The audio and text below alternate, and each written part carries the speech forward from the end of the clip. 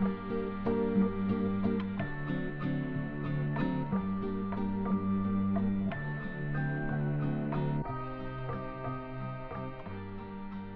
hi, welcome back to my vlog. Today is a very exciting day because it is the first episode of me sharing my whole process about how I'm going to build out this fairy tale world of alchemy by hand in my studio, making this stop motion film. I'm also going to be sharing a few life updates and how they all intertwine together. This week, Bill and I went to farmer's market. So many delicious like peaches happening right now. And I said to him, like, wow, that would make a great pie. And lo and behold, he made a delicious pie. As we came back, I was sitting in the garden and I was looking at something in my garden, this bench that I have. And it also kind of triggered something I was thinking about because today I really want to share with you all the theaters I've been making these past several years and how I make them. But I never really understood why I was making them until I started thinking about this video. So today I'm going to talk about a peach pie, a garden bench, and a theater, and how they have all shown me something really interesting that I hope will be helpful for you as well on your creative journey. Also going to share with you that we tried this Mule bakery, which is in the village of Arroyo Grande, and it's so amazing. It's been here, I think, for a little while, but I had never tried it. So I also am always, as maybe you know from past videos, on the hunt for a really good chai latte. I have yet to find one, so I'm still searching. I've found some that are very, very good, but not like the one that I would go back for.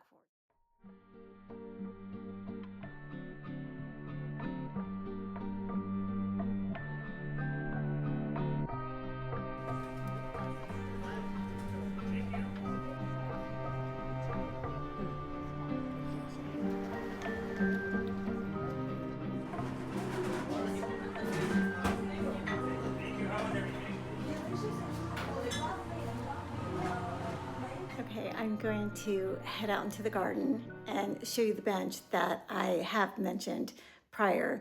But before we head out there, I'm in my library right now, and you see I have theaters everywhere.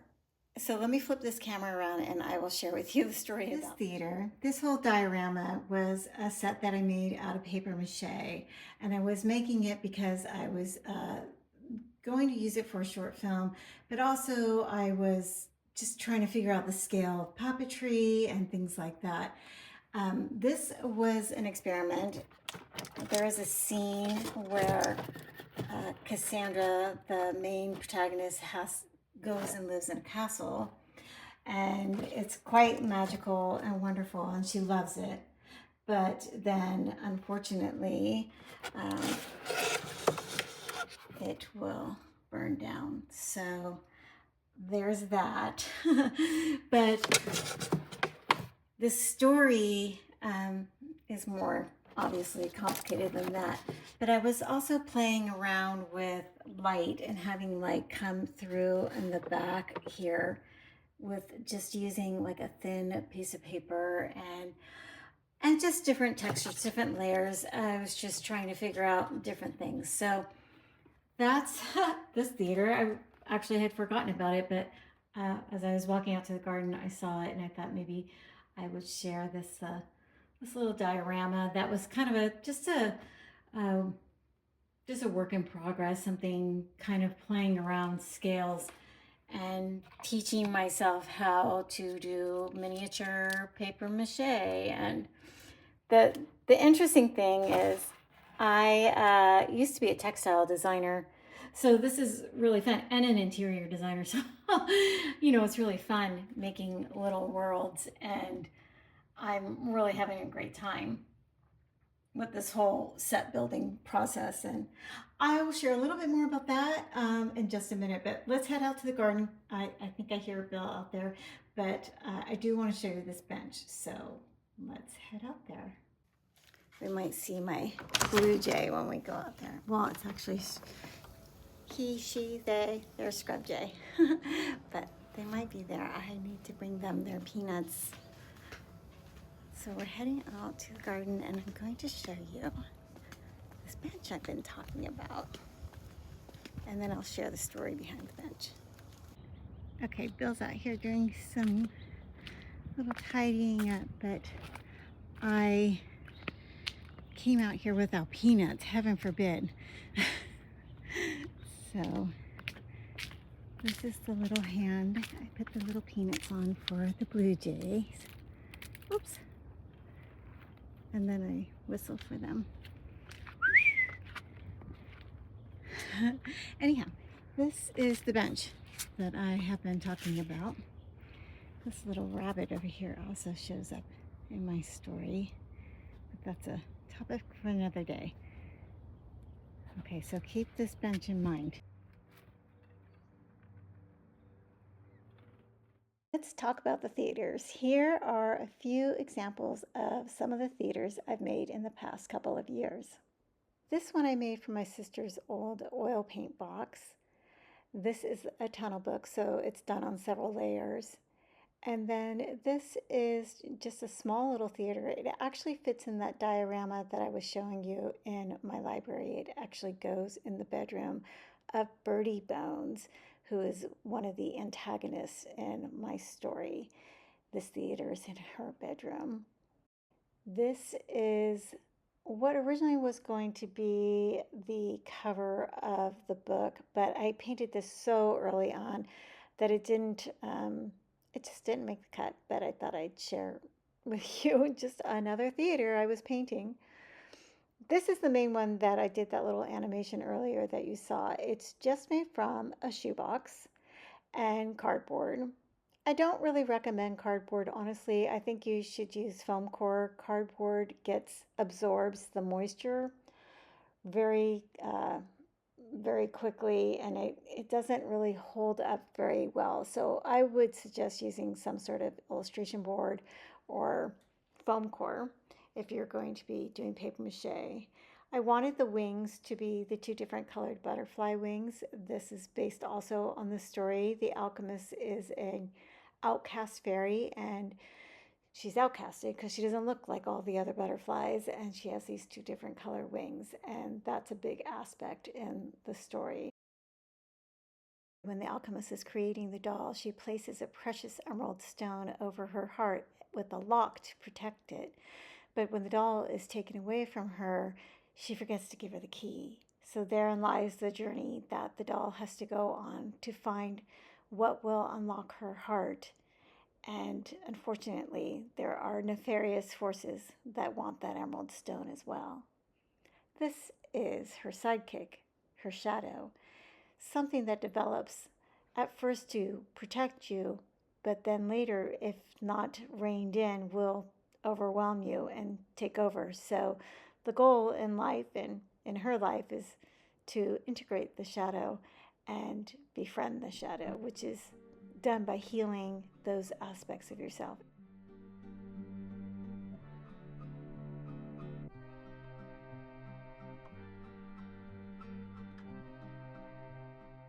The most fun part is the painting part. I just love it so much. It's when everything just comes to life.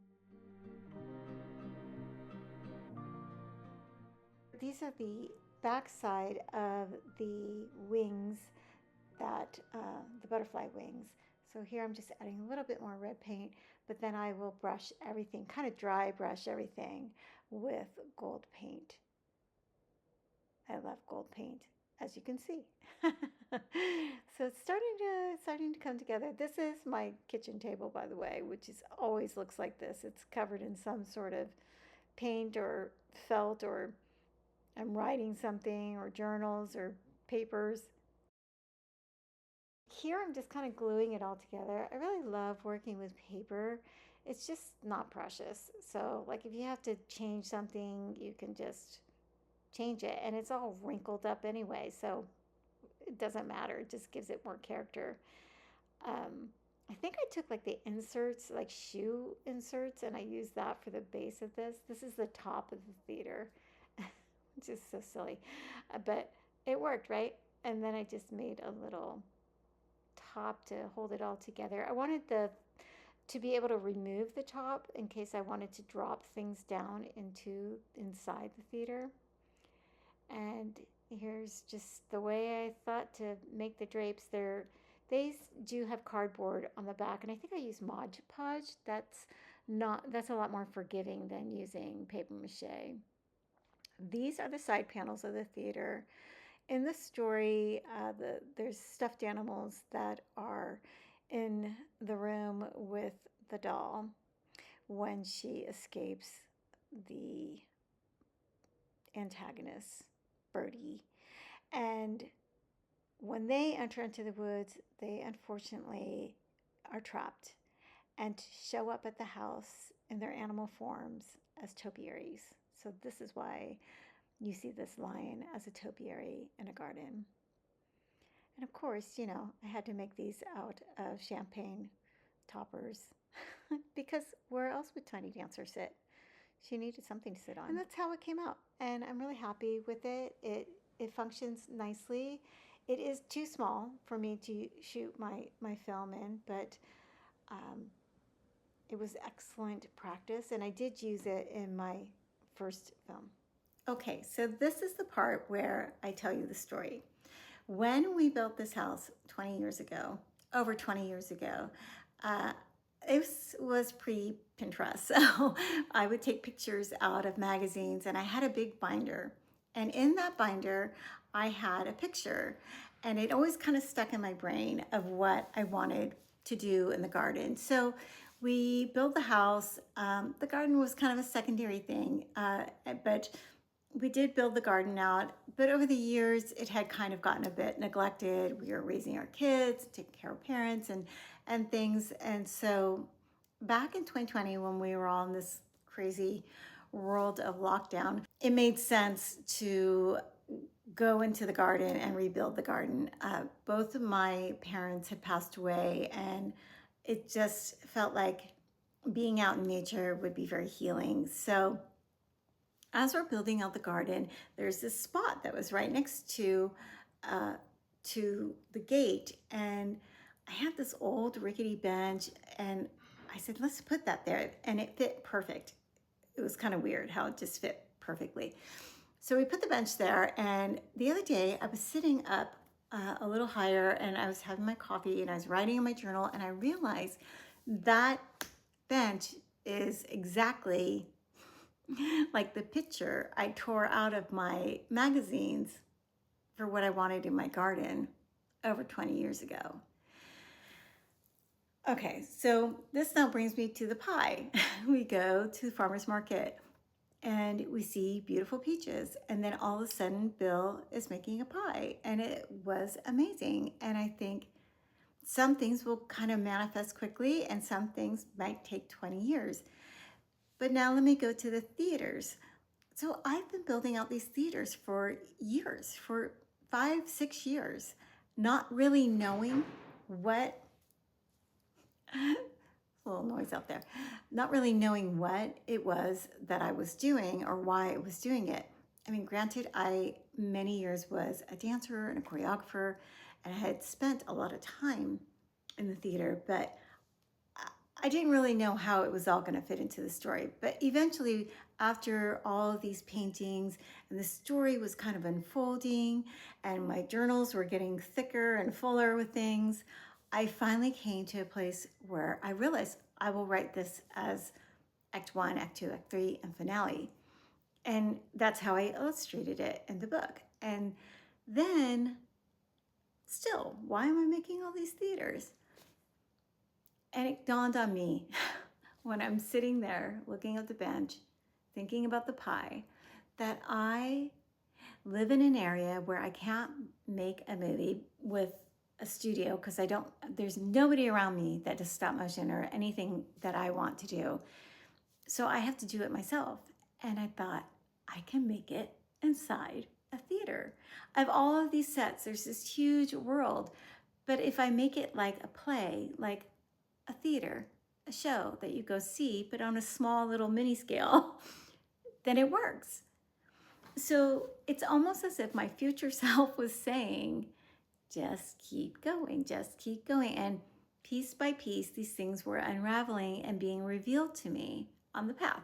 So I think it's kind of interesting to think about it like everything that you ever wanted, just relax because it already exists. Like Rumi says, what you are seeking will never go past you. It's yours. So just relax and follow the next logical, exciting thing to do, and it will just unfold for you. And then one day you'll sit back and go, huh, that bench looks a lot like a picture I tore out 20 years ago, and that theater finally now makes sense.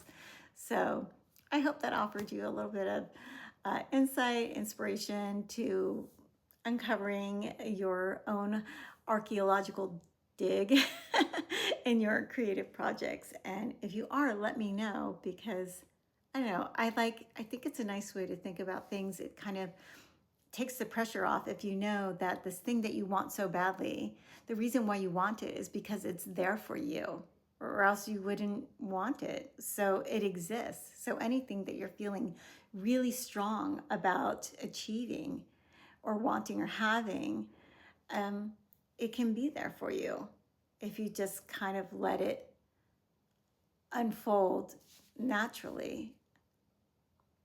Maybe that's kind of Pollyanna-ish, but I don't know. I think it's a nice way to think about things. Let me know your thoughts. I would love to know. That's it for today. I hope you enjoyed this little episode and step into my theater. And I also hope you enjoyed the little Admit One theater ticket, that animation that I made to kick it all off. And keep creating, and I will see you very soon. Bye-bye.